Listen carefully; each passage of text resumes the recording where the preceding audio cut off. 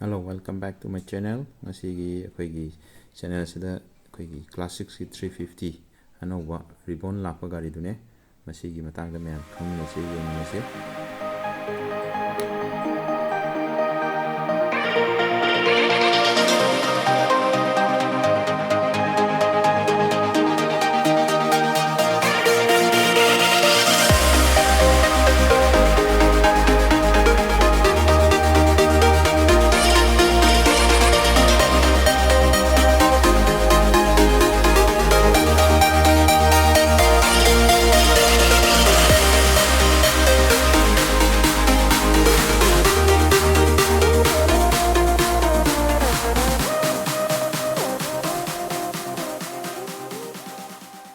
Mamangi headlamp se headlamp de dum hor headlamp je kasu thedokpa changes se ude manungi reflector ri khara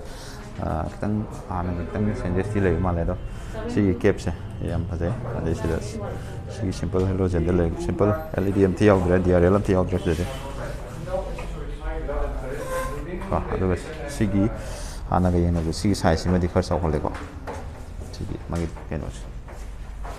adu ga magi body gi chassis side di se hana de sigi pose sigi je single da salam bani go adu si double da lai ko sigi pose ma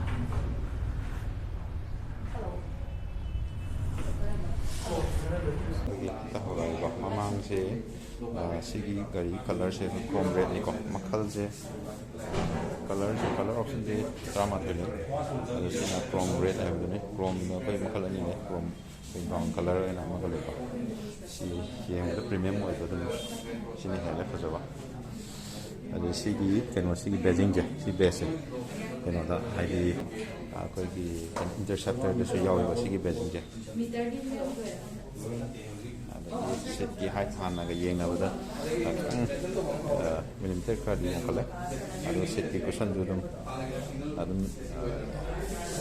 comfortable ko ade ga ni ga han du da ani yaw ri ga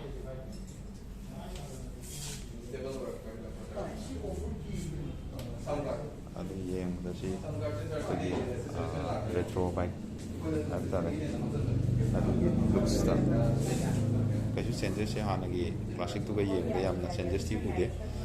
maram di si kaji phaw da mi ne yam thina pamna ri ko oi buni na sensor ki thoina da ka ta da brand khali adu ga sigi disc brake ki magi da diameter jodum sawi ba adagi si dual channel abai ABS dual channel ni ba daga maning jodum off on ta taw ya ba gi long saw lai ba adada seida sigi mamangi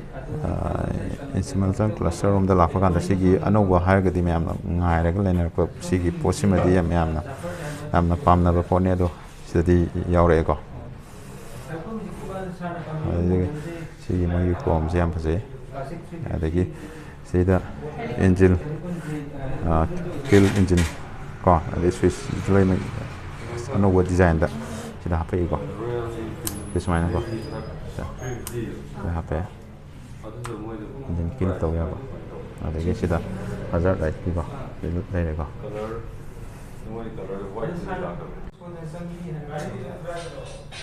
sida light ki se sana ko anda seda akhoi USB port seda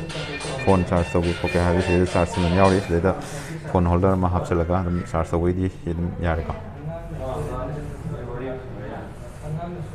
color jam phase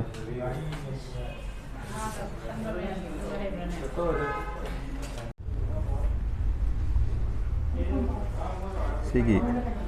nagi process mede akhoi hana gi de maya yam thawbani sidi na tawdre fazana sathoga kana tawga polish tawga hape ko mai chale charges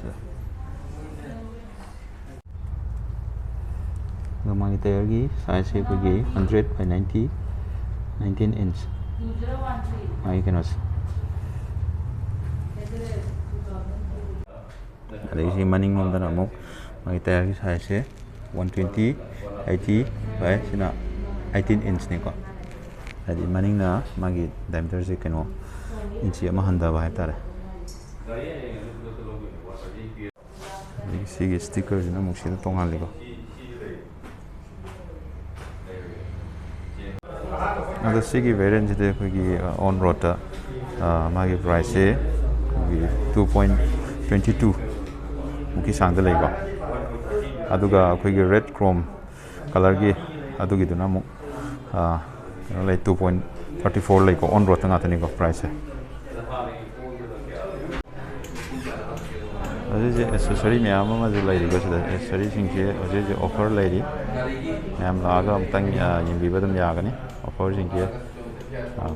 angbi badam ya gani ko accessory me am lai the helmet makal lai de Royal Enfield ke sana ba mo on la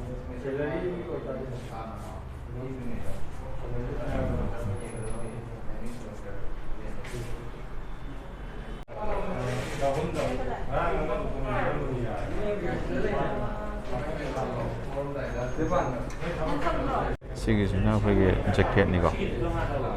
jacket sama makal lai ko sila ladies